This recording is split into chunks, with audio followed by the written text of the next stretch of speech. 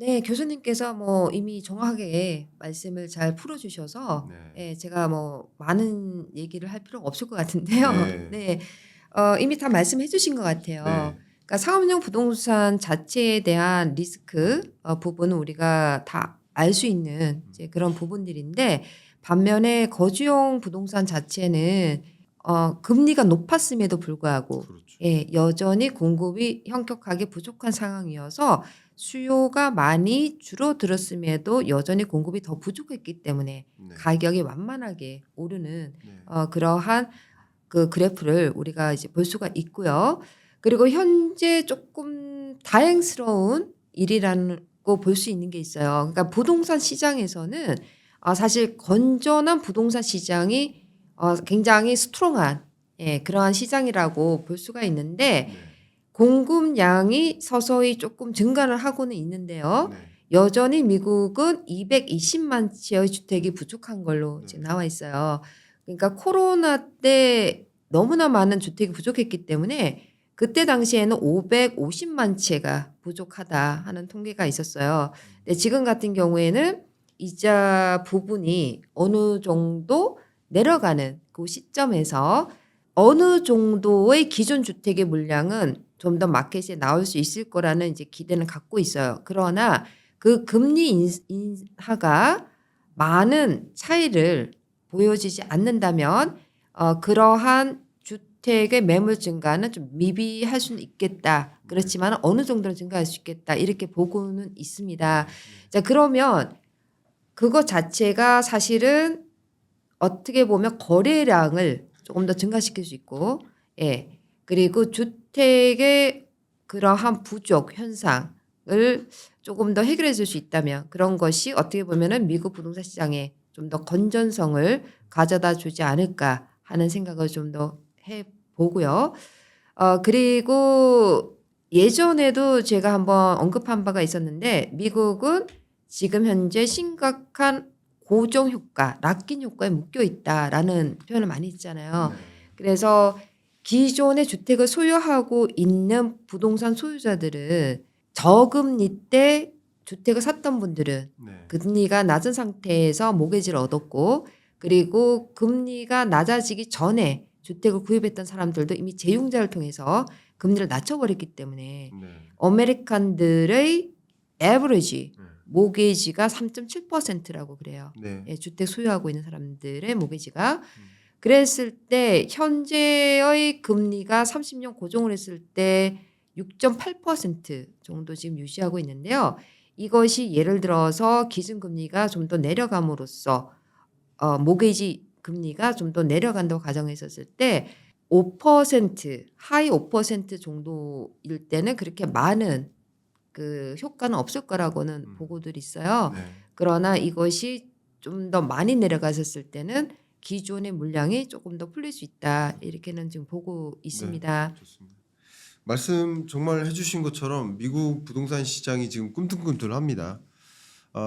그런 모습들도 저도 목격을 했고요. 더군다나 미국의 다양한 산업 정책 드라이브가 예를 들면 아까 제가 잠깐 거론했었던 아틀란타 같은 경우 대표적으로 법인세를 그냥 제로화하는 네. 그런 굉장히 강한 드라이브를 걸잖아요. 네. 그러니까 기업들로서는 미국에서 제조하고 기업 경영하는 게 훨씬 유리한 네. 상황이 되는 거잖아요. 네. 그러다 보니 그 실물 경제가 그렇게 움직이니까 자산 시장이 같이 맞물려서 돌아가는 거라고 그렇게 네. 해석을 하고 있는데, 네. 근데 만약에 지금 어쨌든 트럼프의 우세를 지금 점치고 있고 트럼프 당선 가능성이 지금 이미 높아진 상태이기 때문에 그럼 이제 트럼프에 조금 더 그 관심을 가져봐야 되는데 트럼프만큼 미국 우선주의 리더가 없어요. 네. 근데 트럼프가 또 강력한 정책 드라이브를 걸 것이 뭐냐면 미국의 법인세율을 지금은 OECD 회원국 중에서 좀 높은 편인데 네. OECD 회원국 중에서 가장 낮은 수준으로 네. 내리겠다라는 정책을 가져가요. 네. 그러면 당연히 많은 다국적 기업들은 기왕이면 미국에서 제조하고 네. 여기에 또 한 가지 걸 카드가 관세예요. 관세. 네. 지금 관세율이 3%인데 10%로 끌어올리겠다. 보편 네. 관세를. 네. 중국에 대한 관세는 최대 100%를 때리겠다. 네. 이런 것은 정말 많은 기업들이 법인세율과 관세율을 고려하면 많은 기업들이 미국으로 대거 이동할 가능성이 높아요. 네. 거기에 정말 이 선진국에서는 유일하게 트럼프만 기후 변화에 대한 대응 규제, 기후 변화 대응 규제가 어쨌든 그게 좋은 거지만 좋은 규제지만 기업에게 부담이 되는 건 맞잖아요. 비용이잖아요. 네. 그렇죠. 근데 그 규제를 완화하려는 움직임을 가져가요. 네. 그러면 더 많은 지금보다 더 많은 기업들이 미국으로 향할 겁니다. 네. 파운드리 미국이 직접 하겠다라는 거잖아요. 네. 네. 그러면 그 파운드리 밸류 체인이 다 같이 이동하거든요. 네. 그러면 더 집이 부족해질 수 있어요. 트럼프 시대가 오면. 네. 네. 근데 실물 경제적으로 이 해외 직접 투자가 유입되고 나서 그럼 해외 직접 투자가 유입되면서 자연스럽게 인력이 이동하는 거고 인력이 이동하는 것과 함께 자산 시장이 움직이는 거예요. 네. 수요 공급에 올려서. 네. 그런 면에서 정말 왜 요즘 부자들이 미국 부동산에 관심이 있나 하는 그런 질문에 대한 그 해석을 저는 이렇게 하고 있거든요. 네. 자, 그런 관점에서 우리 대표님이 오늘부터 사야 할 부동산은 따로 있다. 이 책을 내주신 저자로서 제가 이런 질문 좀 드리겠습니다. 왜 미국 부동산인지, 미국 부동산 그 자산 관리는 왜 중요한 것인지, 네. 그리고 자산 관리를 오히려 소홀히 하면 어떤 일이 좀 벌어질 수 있는지, 기억에 남는 에피소드 같은 것들이 있다면 에피소드 말씀해 주셔도 좋겠고요. 자산 관리, 프로퍼티 매니지먼트. 사실 미국에서도 이 프로퍼티 매니지먼트로 인해서 자산에 대한 손실을 보는 경우가 상당히 많아요. 그거는 자산 관리를 전문으로 하는 그러한 회사에서는 많이들 알고 있는 다양한 에피소드들이 있을 텐데요. 자산 관리라는 것은 부동산 소유자의 재산과 재정을 보호하고 네. 그리고 그러한 재산을 극대화시켜주는 그러한 것이 자산 관리 미션이라고 볼 수가 있어요. 네. 네. 그래서 모든 것은 동일한 원칙이 적용됐을 때 네. 최대한의 자산을 보호하고 자산의 가치를 최대로 끌어올릴 수 있다. 이렇게 네. 얘기를 할 수가 있는 거거든요. 예, 그래서 보통은 미국에서도요. 프로퍼티 매니지먼트 하면 그거 뭐 누구든지 할 수 있는 일이지라고 또 가볍게 생각하시는 분들도 있고요. 네. 그리고 투자를 해보신 분이라면은 이 자산 관리가 얼마만큼 중요한지를 많이 인지를 하고 계시죠. 네. 그리고 그것이 생각대로 되지 않았을 때 나한테 오는 손실이 얼만큼 큰지를 경험을 해보신 분이라면은 자산 관리가 얼마나 중요한지를 알 수 있을 건데요. 미국에는 그 부동산 유형 자체가 워낙에 다양하고 그리고 거주용 부동산도 뭐 단독주택, 타운하우스, 콘도, 코아, 네. 그리고 다세대 주택, 그리고 상업용 부동산은 뭐 아파트부터 시작해서 오피스, 그리고 뭐 쇼핑센터 다양하죠. 네. 그리고 산업용 부동산 다양하게 있는데 네. 당연히 각 유형별로 전문화된 자산 관리여야 된다는 것이고요. 그리고 투자자분들께서 투자하려는 그 유형에 합당한 자산 관리 회사를 선임을 하셔야 된다는 거예요. 네. 그 에피소드는 상당히 많은데요. 우리가 많이 아셔야 되는 부분이 뭐냐면은 미국은 워낙에 광활하잖아요. 네. 그리고 주마다 주법과 규정이 다 틀려요. 네. 그리고 기후도 틀려요. 그러다 보니까는 주택의 양식이라든지 형태가 달라요. 예를 들면은 뉴욕은 추운 지방이니까 네. 주택의 구조가 추운 지방에 합당하게 지어졌고요. 네. 그다음 플로리다주 같은 경우는 더우니까 거기에 맞게끔 집이 지어져 있어요. 네. 자, 그럼 그 관리하는 방법도 다르거든요. 그렇겠죠. 네, 그러니까 추운 지방에서는 이제 겨울이 오기 전에 어떤 식으로 사전 방지에 대한 유지 관리를 해야 되는지 거기에 살고 있는 사람들은 알고 있지만 플로리다에 사시는 분이 미국에 있는 부동산에 투자를 했어요. 네. 근데 그 관리 방법은 알 수가 없는 거죠. 그렇죠. 마찬가지로 뉴욕에 있는 사람이 피닉스에 있는 네.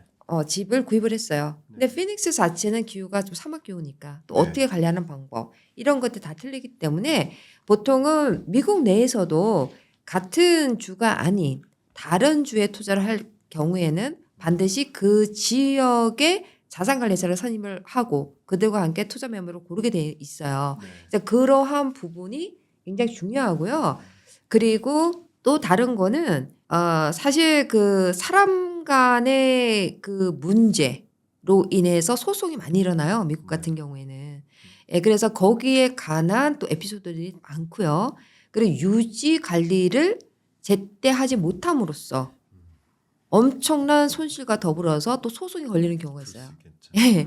그래서 제가 이 책에도 예. 언급한 것은 모든 것은 사소한 것에서 비롯된다. 음. 그러나 그 사소한 것을 그때 해결하지 못한다면 엄청난 일을 당할 수가 있고 엄청난 손실을 보게 된다. 이제 그러한 거를 썼는데요. 네. 대부분들께서 생각하시는 거는 자산 관리는 대수롭지 않기 때문에 그것이 어떤 식으로 나의 자산에 영향을 끼치지는 생각을 좀 깊게 안 해보시는 경우가 있어요. 네.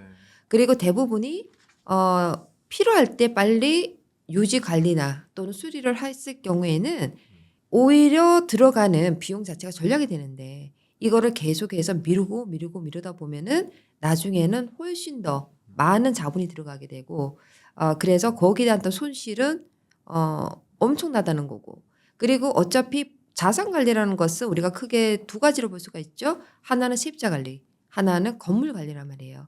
근데 이것이 소통이 계속해서 이루어져야 되고 그 안에서 문제를 풀어가야 되는데 그러지 못함으로써 발생하는 소송권이 되게 많아요. 미국 같은 경우에는. 예, 그래서 이제 그러한 부분을 충분히 고려를 하셔야 되는데요. 그리고 이러한 부분을 피해가기 위해서는 제가 이 책에도 썼지만 사전 방지의 원칙, 네. 예, 먼저 위험 요소에 대비하는 네. 이제 그런 부분이 반드시 필요한 거거든요. 네. 그런데 대부분이 이제 그러지 못했기 때문에 이러한 재산과 재정적인 부분에서 상당한 손실을 본다는 거예요. 그리고 미국 같은 경우에는 주로 모든 것이 컨트랙, 예, 그러니까 임대면은 임대 계약서 네. 그 자체에서 문장 하나만 소홀해도 또 그것이 나한테 어떤 데미지가 올 것인지는 사실 이 책에도 많이 썼지만은 엄청난 손실이 발생한 결과가 있었어요. 네. 그래서 그 에피소드는요, 뭐 이 책을 보시면은 제가 실질적으로 저의 이야기를 담았는데 네. 제가 겪은 자산관리 회사를 운영함으로써 겪었던 또 투자자로서 또 겪었던 그런 에피소드들이 있어요. 그래서 책에서도 처음에 자산관리는 어떤 모습일까 하고 적으면서 마약이라든지 바퀴벌레라든지 개똥이라든지 그리고 주민들 간의 다툼으로 인해서 이런 벌어지는 일들, 네. 예, 그리고 HOA 관계된 부분에서 정확하게 계약서에 그 부분을 명시하지 않음으로써 네. 일어난 엄청난 손해 그리고 소송권들 네. 그리고 저소득자들을 다 관리를 했었을 때 주의해야 되는 부분들 네. 그리고 저소득자들 같은 경우에는 사실 이런 소송이 들어가도 이겨도 이긴 게 아닌 거죠. 왜냐하면 그들은 절사 그 소송에서 패소를 하더라도 그러한 부분을 손해배상을 할 수 있는 능력이 안 되잖아요. 네. 그러니까 변호사 비용이 미국은 비싸니까 네. 변호사 비용은 또 나가야 되는 거고. 그렇죠. 그러니까는 가장 현명한 판단을 해야 된다. 그렇죠. 이제 그런 얘기도 제가 했고요. 특히 네. 미국 같은 경우에는 저소득층에 대해서는 정부에서 예. 이런 변호사 선임을 지원을 해준단 말이에요. 네. 그렇기 때문에 조그만 비용으로 풀 수 있는 거라면 굳이 저소득자들과 싸워서 네. 이겨도 사실은 이긴 게 아니기 때문에 네. 웬만하면은 소통으로 끝나는 게 좋다. 네. 뭐 이런 얘기도 적었어요. 그러니까. 그러니까 그런 모든 해프닝들이 너무나 많았기 때문에 네. 이 자산 관리는 뭐 하나가 중요하다. 음.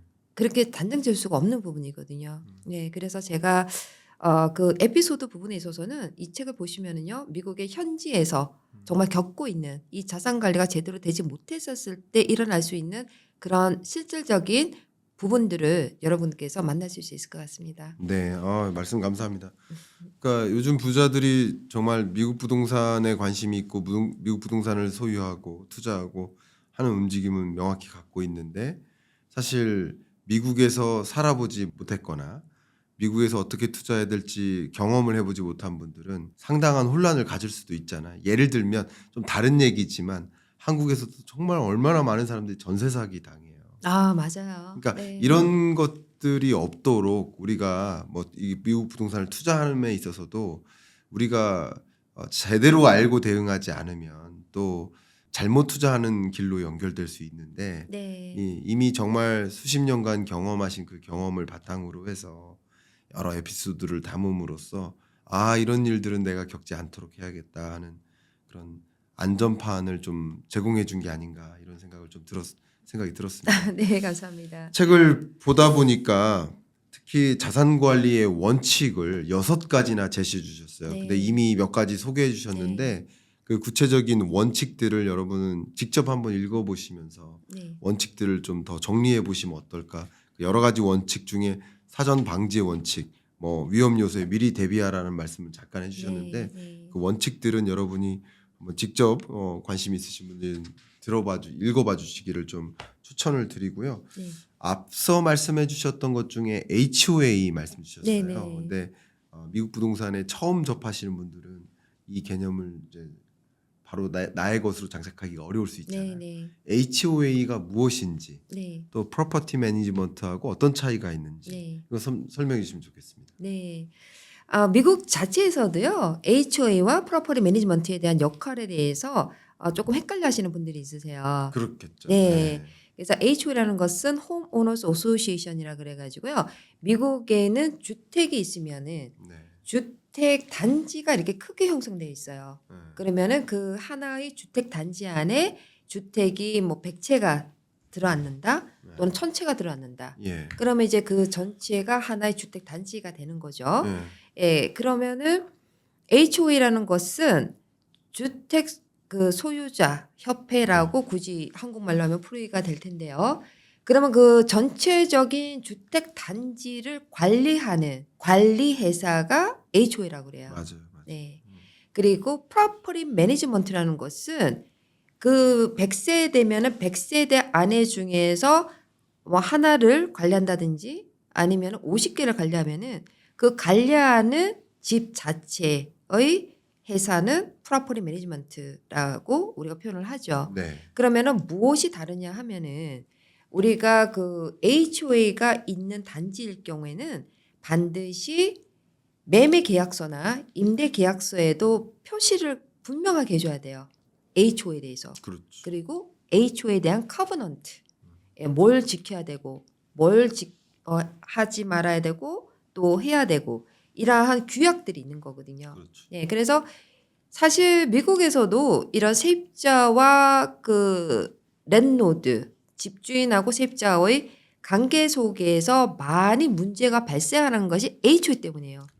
HOA 규정 때문에. 그렇죠. 예, 그래서 그 커버넌트 그 규정을 반드시 임대인은 임차인에게 제공을 하고 임차인은 그거를 이만큼 두고요.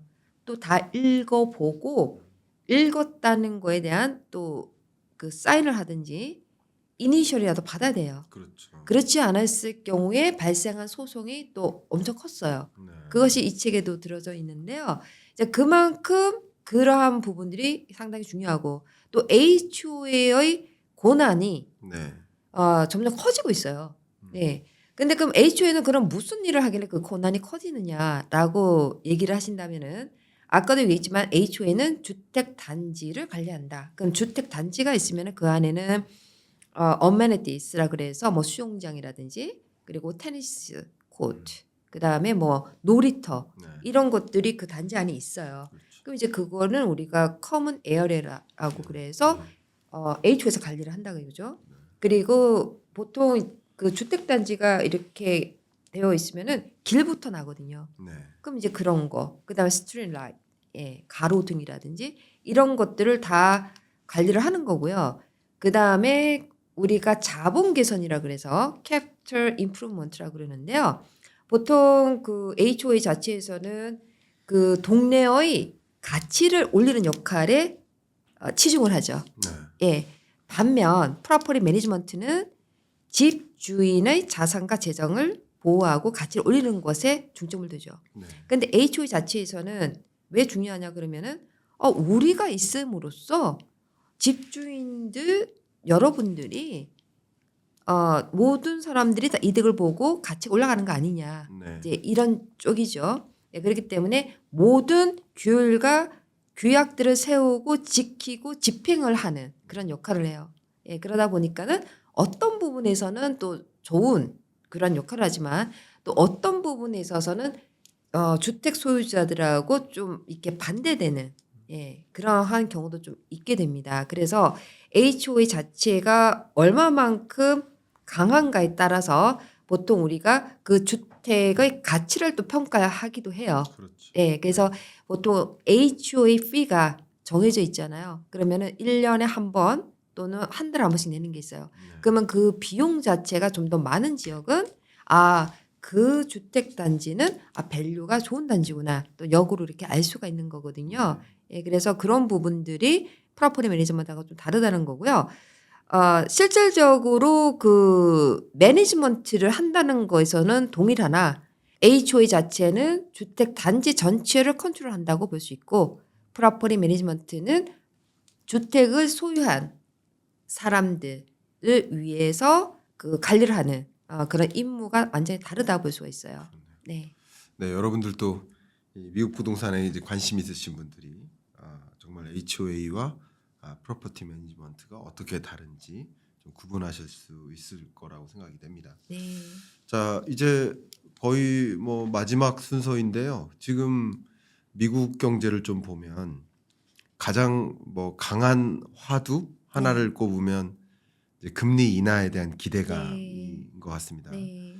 하반기 어느 시점에는 금리 인하가 있지 않겠느냐 네. 이렇게 생각을 하고 있는데 어쨌든 이 부동산 업에 계신 또 미국에서 미국 부동산 현지에서 업을 하시는 분으로서 금리 인하 기대감이 부동산 시장에 또 어떤 영향을 줄지 네. 아니면 실제 금리 인하가 있을 때 네. 잠재적인 매수자들이 어떤 마음을 갖고 있을지 네. 대표님이 이제 체감하시는 것을 혹시 여쭤보고 싶습니다. 네. 어떻습니까?